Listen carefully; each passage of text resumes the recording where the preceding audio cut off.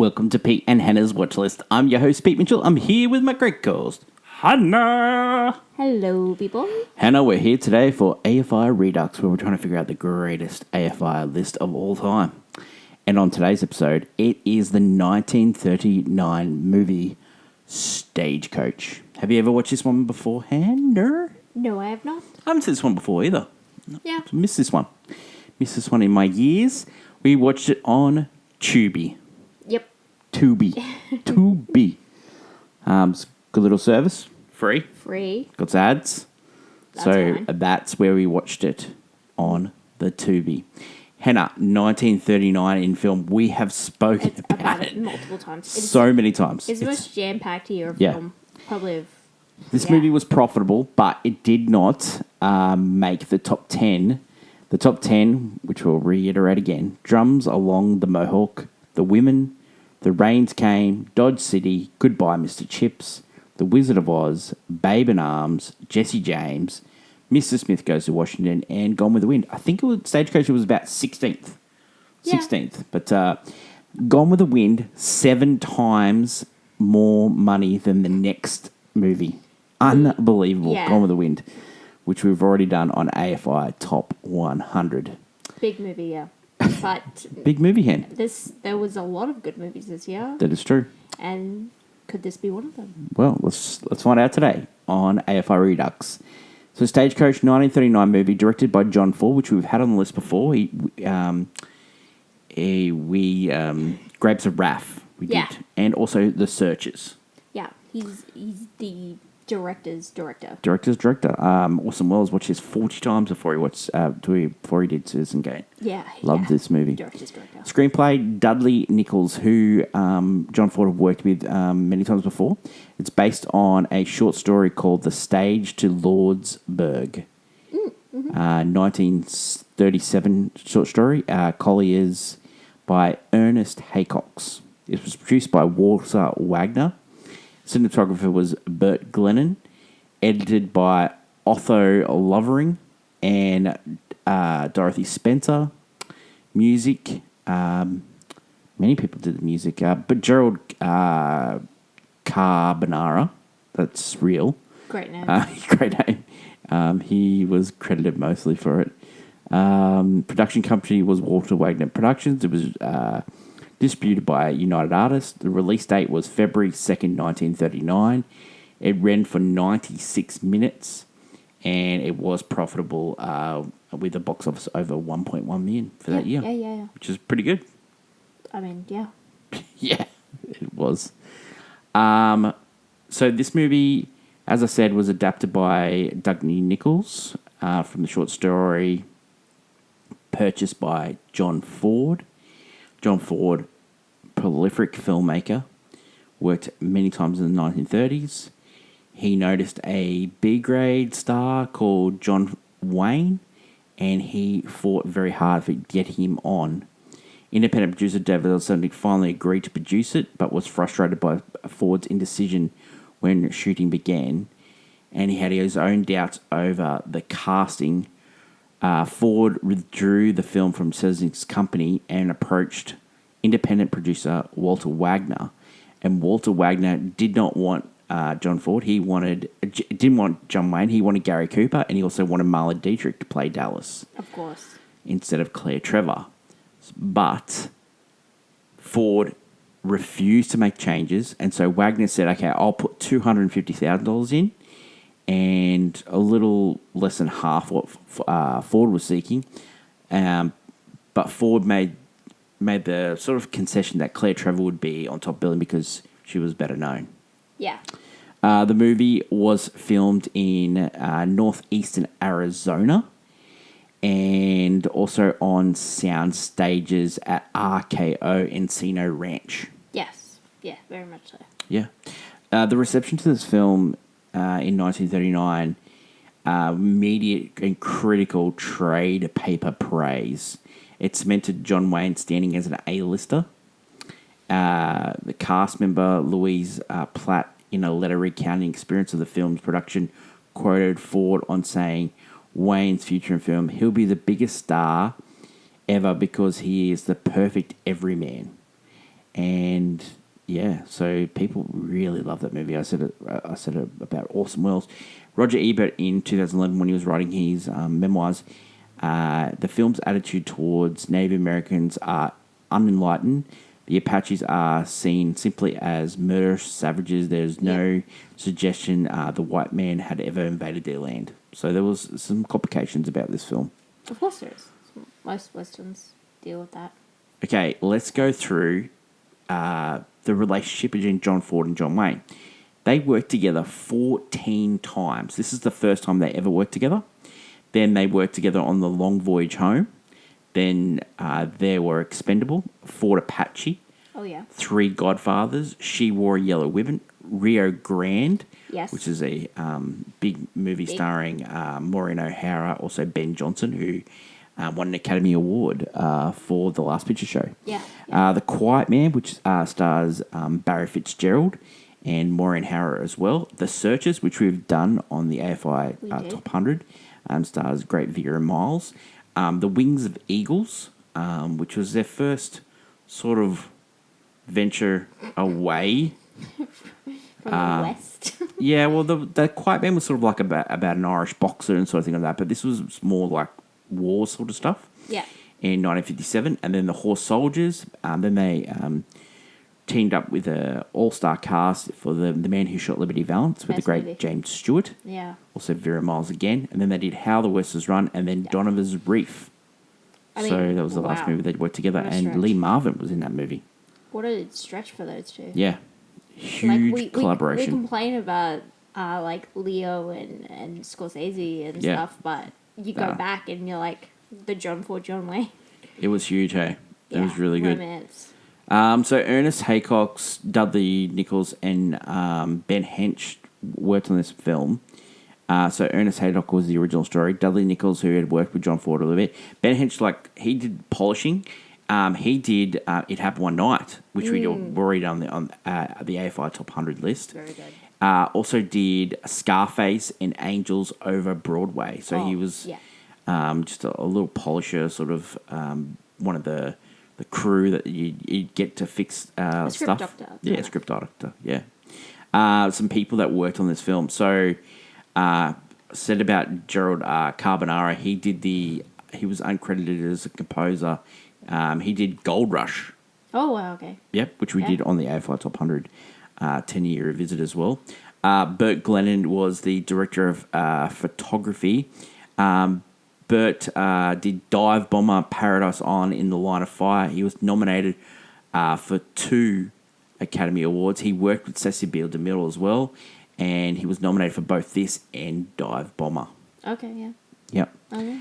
The productions side, the art director, Alexander Tubeloff, he worked on Algiers. He also worked on The Adventure. He was nominated for 3 Oscars as well.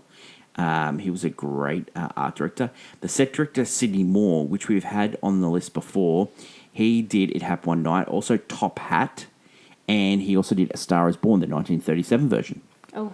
So he was one of the best set directors going around at the time of this film. Of course. Walter Plunkett, costume designer, great costumes in this movie. He did American Paris, which we've done recently on the list. Also, Gone with the Wind, 7 Brides for Seven Brothers, and Singing in the Rain, which we've also done on the AFI Top 100 list. Oh. So some great works. He did 2 great movies in the same year. Yeah. Yeah. Yeah. Okay, let's go through the actors and some of the actors here. So we already talked about, John Wayne. And He played Henry, the Ringo Kid. Yeah. He got stardom after this, and then we've done him on the list before. The Searchers. Yeah, weird Searchers, yeah. Yeah. Noted racist. Noted racist drug. Yeah. Just one of those, Not one of the nice guys.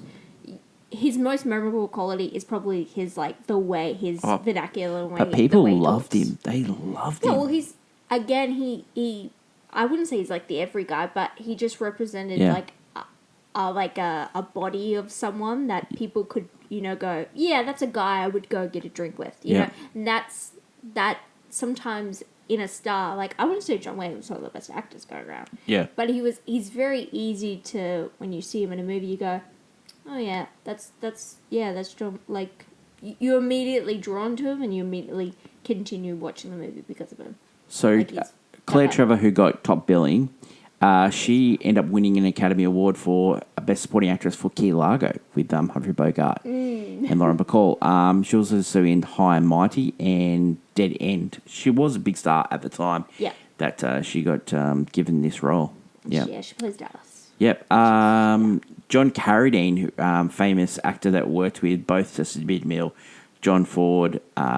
He did Frankenstein, House Dracula, Billy the Kid. He was in The Grapes of Wrath, which we've covered on the AFI Top 100 list. And yeah, he was just one of those guys that he was always in there. Louise Platt, who played Malloy, she best known for this movie, but also starred with Rex Harrison in Anne and 1,000 Days on Broadway. Oh, yeah. And she also had a recurring role as Ruth Holland on The Guiding Light, which is a soapy. Yeah. Yeah. She also worked with Alfred Hitchcock in Alfred Hitchcock Presents. So, yeah. Oh, okay, yeah. The guy that I really want to talk about in this film... You mean the guy that shows up everywhere? And yes. everything, and he's also in, like, what, 2 other movies of this year? This year, Thomas Mitchell played Doc Boone. Now, Thomas Mitchell, no relation to us. Yeah, maybe. no relation. But maybe. God. Played Scarlett O'Hara's father in Gone with the Wind, which we've covered before. Huge. He also did Pat Garrett in The Outlaw. He was Mayor Johannesson in High Noon. He won the Best Supporting Actor for this role.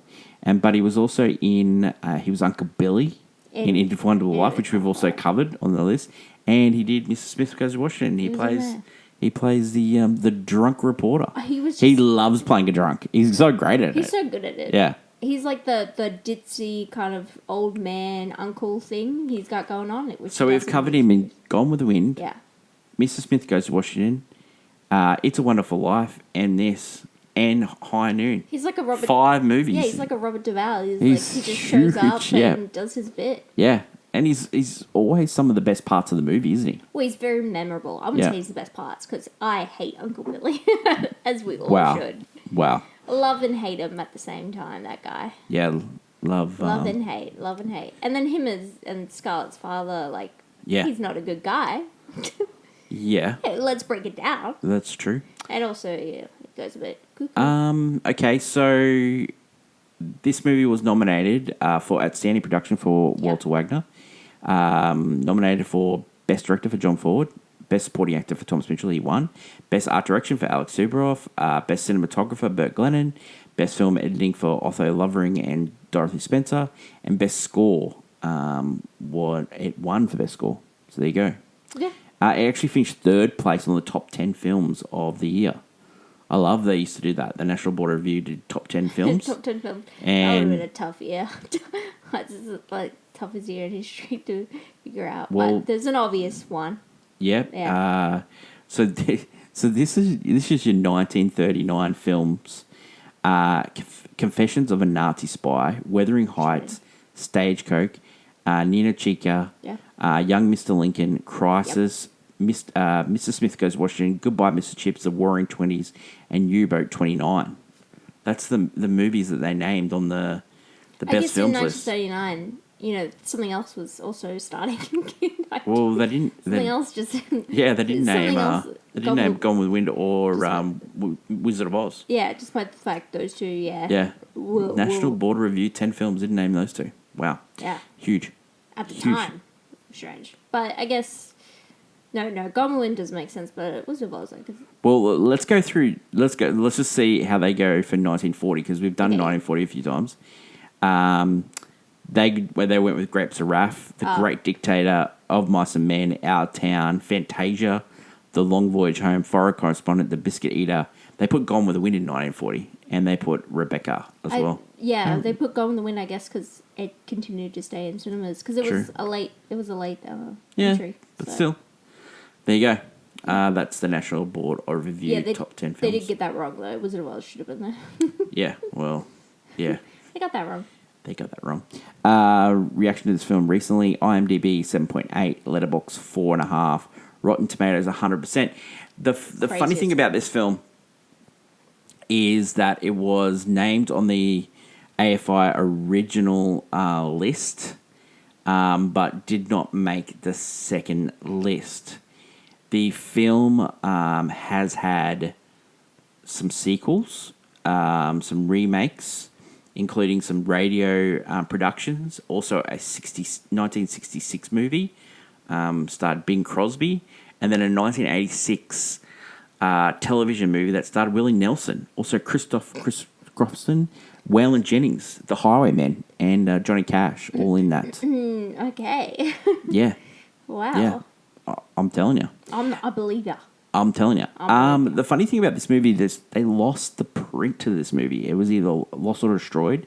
Peter Bogdanovich, when he was at John Wayne's house, he found the negative, his print, in his garage. He said, "Do you think we can reprint this so we can show it at film festivals?" And John Wayne said yes. And so that was the recreation they did for the DVD and stuff like that. That's so really nice because that he had that, because it would have been lost. It would have been lost, and that is crazy. Yeah. It's not the fact that not a little movie. Well, the fact that they had to create this, like things like AFI to actually promote film and keep this around. The fact You would have that lost all this film. there are so many films that are lost to time. Yeah, we're And never going to see again. Because, they did not take care of them. There are movies that have entire chunks of them cut out because, they were lost to time. People just burnt them if they didn't use them, or literally they were in someone's garage. And then if those things don't get,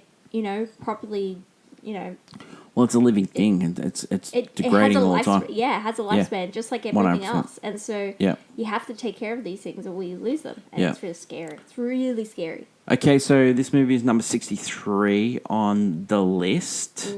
Had the Oscars that year. We've already gone through this multiple times. It was the Gone with the Wind year. It was the Gone with the Wind year. We can't do anything about it, guys.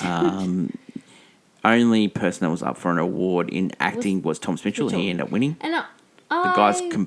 Do you think it's funny that agree with it. the composing for this movie won and not for Gone with the Wind? I thought the Gone with the Wind. Gone with the Wind was better.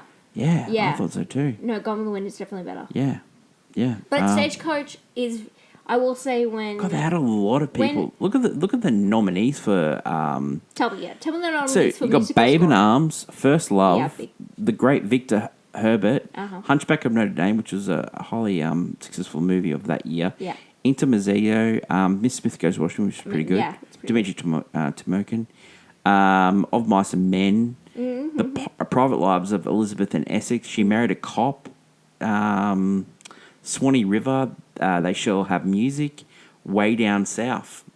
No, Gone with the Wind, and no Wizard of Oz. Yeah, in there. Wizard of Oz. Wow. Yeah, I would say they were far more like music wise, but I will say Stagecoach's music is pretty good. Have a look at the nominees. So Against we've done Gone with the Wind from this year. Yeah, of course. We haven't done Goodbye, Mr. Chips, which is a great movie. Miss Smith Goes Washington we have done. Stagecoach we've done now. Wizard of Oz and Wuthering Heights we've done. Yep. So, yeah, what an amazing year for film. Doesn't get any better. 39. This is the peak of cinema. It's yes. Yeah. Because huge. Don't you think it's funny that Gone with the Wind won the special award that year? It also won for every other award, but it won this special award. Because Amazing. Again, if that was technically the box office award, it wins Yeah, that. that's true. You got to give it. It is a special movie. Okay, Of the Hannah, time. every Thursday on the channel we do a segment called Clickbait Hot Take. Last week we talked about the Oscars, and we had our first look at the 2027 Oscars. Huge long out, and no way that I'm getting even close because I suck at it, but you may have picked your winner. Hannah, what is your hot take for Stagecoach? Ooh, Stagecoach. I've got a little one and then the one I want to talk about. The little one I want to talk about is that, people bring up the casting award that we've just introduced now, which should have gone to Sinners. But, even though one battle after another was fine, casting-wise as well, but let's be honest. If it was in this year, it would have been a tough year, yeah? Because we have not only do we have the amazingness that, like, we have Gone with the Wind, huge cast, like, very important. You also had Wizard of Oz, perfect casting around the board there. And then you have this movie, which Stagecoach, it's about how these, all of them need to be quite charismatic with one another. And it's very important for the film, because the whole film is built on these people. And so casting could have gone straight to Stagecoach. It could have been a weird, like, award there. Yeah. Just saying, like, if casting was around for as long as maybe it should have been. I think the casting could have gone to probably Stagecoach. No, it would have gone to Gone with the Wind. It would have been. You could have gone either way. It would have gone with the Wind, and like I think Mr. Smith Goes to Washington was a better casting in there. Like, whoa, getting James Stewart and getting Gene Arthur in that movie. I think casting. Bang bang. Again, you need chemistry bang. Across the board. Yeah, Gene Arthur, Jimmy Stewart. Bang. Do you want to bring on Wizard of Oz? What about Claude Rains? What about Claude Rains? What about Thomas Mitchell? Bang. Thomas Mitchell in this movie. Thomas Smith Goes to Washington. No, the one I want to bring up is the journey. They always talk about how the journey is way more worth it than the ending itself, and this movie is to a T. The journey of them on the stagecoach, where they're all together, is so enjoyable. Then you get to the end and you're like, oh, this is it. Like, you're like, oh, goodbye, character, goodbye, character, goodbye, character, goodbye. Like, the ending was not worth this. I know, like, it's always like, oh, because it's over now. But it's like, you get the cool, like, I mean, bit where they're fighting off. And you think, oh, this is it. And then they survive. And you could have kind of ended it there, but they don't. Because you got to have, every character has a send-off moment. You know, oh, my husband's alive. Ciao. Sure. Oh, we got to get together. I've got to go take out these guys that took out my dad and my brother, you know, and then the cop is just like, all right, buddy. And the doctor too was like, yeah, all right. And then the other guys, it was just a little bit of like, the journey was so much, it was all about the journey. Yeah. And it was so good. And I just kind of wish they ended it sooner or like tidied up the ending. Because the ending just feels like, goodbye now, goodbye now, goodbye, goodbye now, goodbye. It's strange how like John Ford really was into the westerns, right, and Searchers and this this is so different. But I think his movies, How Green Was My Valley and The Grapes of Wrath, are so much better films than this and The Searchers. But I would prefer this movie over The Searchers. Oh, really? I prefer Searchers. The Searchers is a better director movie. Yep. I wouldn't go story. Wow. Because questionable at times, that story. Yeah. Very questionable. And, like, it's very much focused on John Wayne, whereas this one feels like it's the whole cast, not just the John Wayne show. Yeah. Despite the fact that he has an important role as, like, being the cool, he's the cool, kid that's been arrested, that is falling in love with the lady of the night. Oh, like, that's a cool plotline, but the whole story is this whole stagecoach. And so it's like, the Grand Hotel, like these type of movies that are like all about its whole cast. Yeah. Not just one person. And I liked what my hot take is? Stagecoach reminds me of Star Wars. Okay. Yeah. You mean like because of the whole journey aspect of it? Yeah, just like, it's an old guy with a young guy. Picks up all these people. A guy that leads a stagecoach. So like they got the two people at the front. That's the Chewie and the Chewie and the Han. Yeah. It just gives me that vibe. Like I was thinking, because these movies are not perfect in the depiction of Native Americans and stuff. No. And also John Wayne's, an abhorrent human being. Going back and remaking these John Ford classics, with I think they are doing that with superhero movies and action movies now. I mean, they're just not calling it Stagecoach. I guess so. Yeah. I know what you're saying because when we watched something like Shane, and then when we watched Shane, we were like, oh, this is like The Dark Knight. Yeah, it is. And then it's similar to, you can just take this kind of journey movie and make it into something else. Yeah. I mean, Stagecoach does work. I just feel like here there's a lot more chemistry with all these actors. like, it's not huge. It's not because some of them are supposed to be like a shady guy. Yeah. You know, it's like a board of Cluedo Yeah. where you don't know who's. That's the thing with Star Wars. Like, it is shady people coming together for and a common purpose. The reason modern films don't do that so well is that you get movies like Death of the Nile, where you get a bunch of actors who probably shouldn't even be in the same room together, and can't act together, and so it's like we lose that. Before we get on to our review and Hannah doing scene breakdown, I just want to make mention of a really good voice actor in this, and his name's Andy Devine. He plays one of the drivers of the Stagecoach. Oh, he's the driver. He's the driver, Buck. Buck. He's the guy in charge of the Stagecoach. He was in The Man Who Shot Loon Valance, and he was in like heaps of different movies. But he did some great Disney voice work, including he did Friar Tuck in Robin Hood, the voice. Yeah, Robin Hood. Yeah. And it just, like, when I was watching the movie, I was like, oh, this guy's... I know that voice. It's an iconic voice. It's so iconic. And, I just wanted to make a special mention to Andy Devine. So, yeah. Yeah. Let's get on to Pete and Hannah's review. Let's go to Scene Breakdown, brought to you by Hannah. Hannah, scene breakdown. All right. It's 1880, guys. Is it? We're in the Old West. Wow, we're in the Old West. The doc's alive. We're in the Old West. There's a couple of things when you get on with scene breakdown. It's just the way he shoots John Wayne in this film. Yeah, because he believes in John Wayne being the big star. And he and you can tell there's a love affair he has. Yeah, which some directors do. He shoots him to make him look really tall, which we know John Wayne's not even over 6 foot. Yeah, he's shorty and shorty, and also the fact that just every close up he makes him look really, really, really good. Yeah, I think that's the point.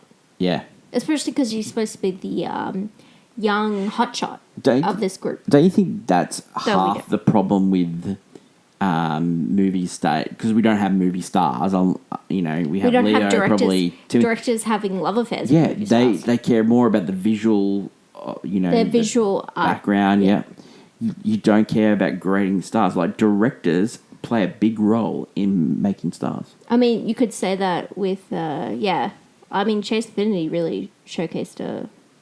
She was pretty great in One Bad After the Other. That's true. True. Paul Thomas Anderson does elevate stars, like he has done. He did it for Mark Wahlberg. He did it for... Which you would be surprised by, but yeah. Yeah, he was really good in that. So, yeah, I just think it's funny how, maybe directors have gone away from that, but yeah. Yeah, no, there's definitely a focus on the movie and the storytelling. Yeah.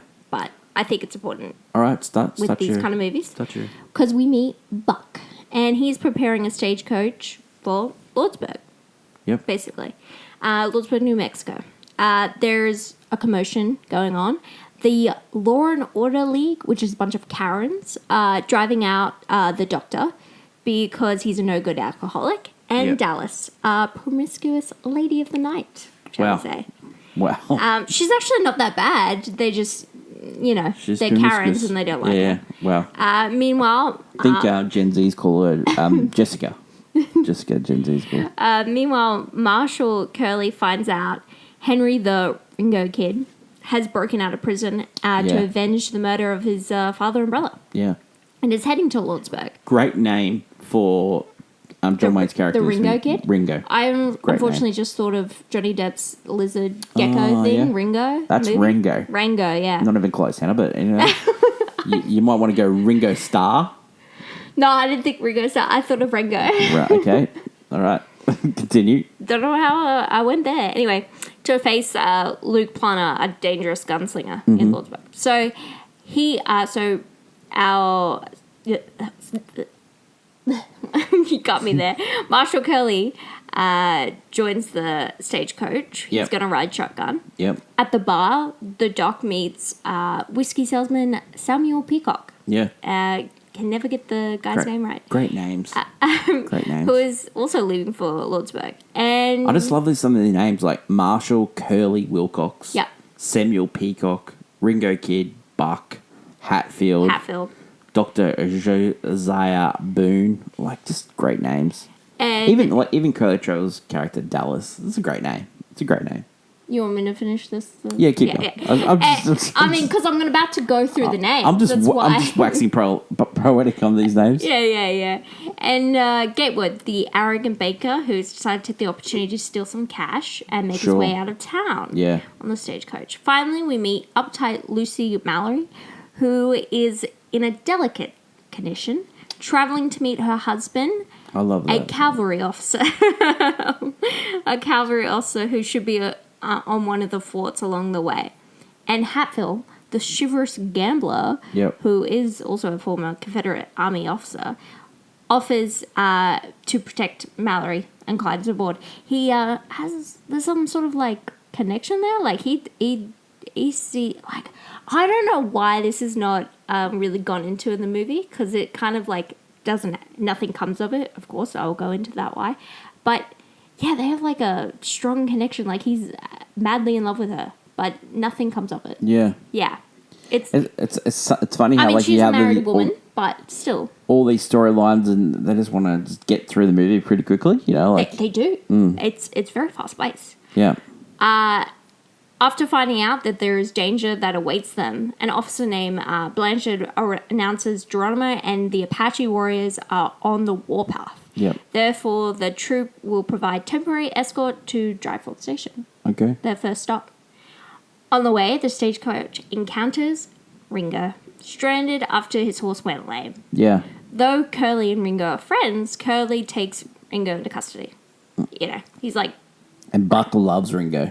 Yeah. Buck loves Ringo. Yeah. Everybody loves Ringo. Everyone immediately starts, like, chatting it up. Yeah. And then he immediately sours the mood when he says, yeah, oh, so what happened to that brother of yours I patched up, the doctor asks. Yeah. And he goes, he's dead.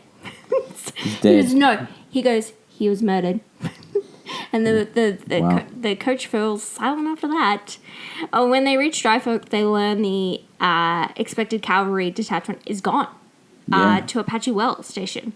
Okay. Most of the party votes to proceed, and the group watch as Ringo and Dallas start start getting close together. Wow. Even though she also doesn't say who she is. She's trying to keep the fact that her life a little bit of a secret, but he is also very plainly like, he's supposed to be going to jail. Like, guys, we don't care about that. I love it on a trip. I love a good vote, you know? Yeah, like these people... Democracy in action. These people are like together.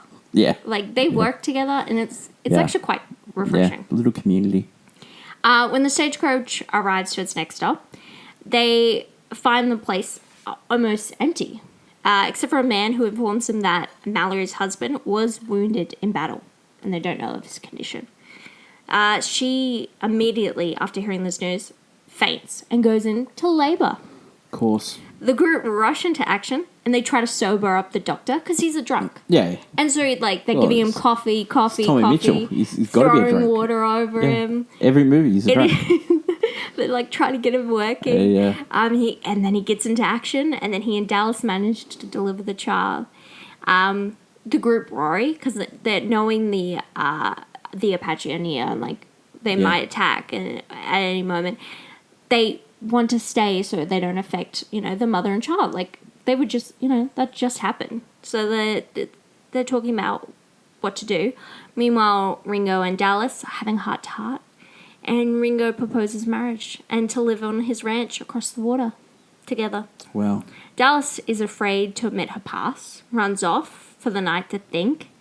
The next morning, after taking care of Mallory and her baby, she asks the doc for advice. Strange person asks advice. Yeah, the drunk. And he just says, you know what, if you want to do it, just do it. Yeah. And so Doc tells Ringo to go help Dallas in the kitchen, and she accepts the proposal, but is going to stay with Mallory to help her out, and gives him a way to escape. She came up with a plan that night. Gave him a gun and said, go out. But just before he's going to leave, he notices the smoke signals. An attack is coming. So Curly stops him, handcuffs him, puts him back on, and they go straight back onto the stagecoach. As they're traveling along, they notice the bridge is burnt.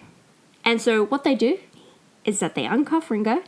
The men go to work attaching logs to the stagecoach and help force the horses to go along the river and float along. And those are real horses. Yeah. I do not go for them. The horse brutality in this movie is strong, guys. Yeah. It's really, you're like, those it was the poor same things. in the Searchers as well, remember? We mentioned that, yeah. This movie, this river bit, you're worried for them. Yeah. And they're just throwing rocks at them too. I know. Oh, it's tough. It's tough. And so they do manage to get across, barely floating along. Thinking they're all out of the woods, they're actually just casually speaking because, they're almost there. Yeah. Until an arrow shoots Peacock straight in the shoulder. Of course. The doc immediately pulls it out, applies pressure to the wound. Yeah. Ringo, Curly, Hatfield, and the doctor try to fend off by shooting, of course. So they all have limited ammo and guns. Buck, our driver, is shot in the arm. Ringo jumps on the horses. He starts leaping to each one, grabbing onto the lead reins. And they manage to, be going all right until eventually they run out of ammo. And it's looking bleak. Yeah. Inside the stagecoach, Mallory's crouching, praying, hoping that the cavalry will come.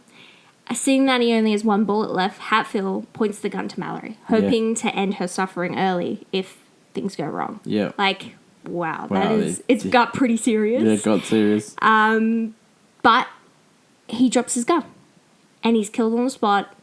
But she hears the cavalry arrive. Yeah. So everything's all right because they're safe. So he's killed by. Yeah, it's unsure of what actually happened. Yeah. But he's Is he killed by his own bullet or is he killed by someone from the outside? It's not his own bullet because he drops the gun out of his hand. Okay. It's like unsure of what actually happened. I believe it was definitely shot by the Apache. Yeah, was it by an arrow? What was it by? Weird. It's like one of those shocking moments where you think, oh no. And amazing, then, yeah. It was a really interesting scene right there. The girls return safely into town, parting on good terms. Mallory finds out her husband is going to be A-okay. Wow. Great. The men arrive. Peacock is actually okay and is being treated. Mm-hmm. Hatfield, though, he is sadly not great. Gonna make it? Not gonna make it. He's gone. Yeah, he's gone. Which, I just feel bad for the guy. I just feel bad. He was only there to protect Mallory. I guess he did that. Yeah. But, yeah. It's his job. Yeah. I don't know. I care for the little bit of the gambler. Okay. Oh, poor thing. Yeah. Gatewood is immediately arrested for stealing. Like, he thought he could get away with taking all that money. Like, he was such a dodgy guy. Yeah. Curly lets Ringo escort Dallas. His first name was Ellsworth. Like, as soon as you see a guy called Ellsworth. Oh, the way this guy was just shoddy. Yeah. We don't trust him. Yeah. Gatewood, Curly lets Ringo escort Dallas home and take a gun with him, knowing full well what he's about to do. And he says that it only has 3 bullets in that, and he goes, "That's enough." Yeah, well, he's hidden the bullets in his hat. Yeah, he had 3 bullets to spare. Yeah, because he lied about being out of ammo. Yeah. Dallas shows him the truth of who she is, where she lives, and he just still wants to be with her. Yeah. And he asks her to wait here as he goes and fights off, Luke Plummer. Do you know the guy that played Luke Plummer actually was Captain Marvel? Yeah. He was Captain Marvel. Yeah. Really? Yeah, he was Captain Marvel. He in the Captain Marvel movies, which later got called Shazam. Shazam, yeah. Who is, Luke Plummer, who was playing poker in the saloon here of Ringo's arrival, summons his brothers to join him for the showdown. Mm. Ringo guns down the Plumbers. He gets on the ground and then shoots them from there, which is a very interesting strategy, which works out. Yeah. He wins. He wins the shootout. Like, he just wins. Everyone thinks, like, yeah. Everyone didn't think he was going to make it out. And then he surrenders immediately to Curly. Yeah. Going back, and he's going, like, I've got to go back to prison. But he asks Curly to, make sure Dallas gets to his ranch okay. Yeah. As Ringo takes his seat on the backboard. Buckboard, it's called? Mm.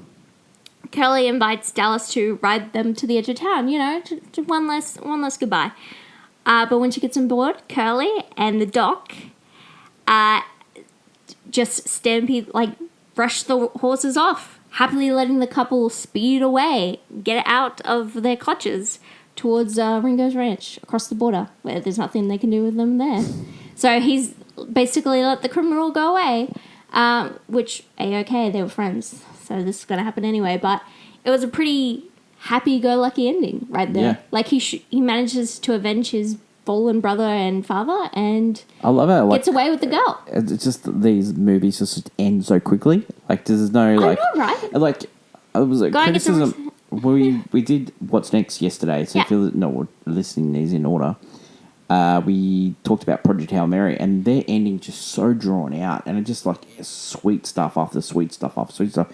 This is just quick. It's just like they get away and arrest this guy, shoot this guy, get away. The end. Yeah. Reasons to see the 1939 classic Stagecoach. It's a really interesting Western, I gotta say. Yeah. Like, this is built on this small little group of people who have to survive and I love a journey make film. it alive. I do love a journey film. bit, and like I was really like, it was really worrisome towards the end when they're fighting off the Apache and you're like, oh, it's over for them. There's no way they survive this. Reasons not to see this movie. I mean, it's flawed, of course. I mean, if you don't love John Wayne, this is his like this is where John Wayne becomes a star. Yeah, the spotlight on John Wayne. This kid is gonna be a star, which he is. The Native American hate and also the horses. Completely on the horse stuff. The horses are put in way too much danger, guys. Yeah. Too much danger for my liking. So did it deserve to be on the original list? I think so, yeah. That made a lot of sense. Are you surprised it didn't make the second list? I'm actually surprised. Why are you surprised? There's a lot of love. When I hear Stagecoach, it's definitely like a George's... I think it had to be Searchers or this. It couldn't be both. It couldn't be both. Yeah. And I think Searchers maybe wins over Directors. And plus Unforgiven, yeah. Yeah, okay. Would you buy this on Blu-ray? Or 4K? Yeah. You can get a Criterion collection on Blu-ray. I actually didn't mind this movie. Like, I like this movie. And would you watch this movie again? I think I would actually. Would you recommend people to watch this movie? Yeah. If they like this type of movie, I definitely would. I think you need to watch this because of John Ford. He's one of the best directors of all time. He was, yeah. And a rating for this one, Hannah. Golf Club? No. Golf Club? No. Golf Club it is? I just... This is a really good film. Yeah. I don't think it's John Ford's best work. Like, I much prefer The Man Who Shot Liberty Valance. Like, I'm a crazy kind of girl that likes a little bit of... I love my gunfights. But... I love my gunfights. But this never is, said anything better than that. I mean, love my gunfights. When you look at 1939, you're like, this was a tough year, my guy. Yeah. It's amazing. Any other year, you would have been like, oh, this is a top pick. This year, no. I'd rather watch Wuthering Heights from this year. I'd rather watch, Miss Smith Goes Washington. Miss Smith Goes Washington. Wizard Wizard of of Oz. Jeez. Gone with the Wind, you're racist. I didn't say that, did I? Hannah, next week on the channel, and next week on AFI Redux, it's A Rebel Without a Cause. Oh. We've seen that movie. Jimmy Dean, yeah. We've seen that movie. We saw it at the cinemas. Yeah. So, easy recap for you. I got the bullet. It's the if you ever were like La La Land, it's the one where you haven't seen it? Yeah. It's that movie. It's that movie. So that is next week on the channel. Mm-hmm. Don't forget to leave a comment below if you've watched Stagecoach and if you agree with us on our takes today. How do you feel about it? Yeah. Great. That's... Don't forget to like, follow, and subscribe. That's my lovely co-host, Hannah. Long live cinema. Until we meet again, it's bye for now. Bye.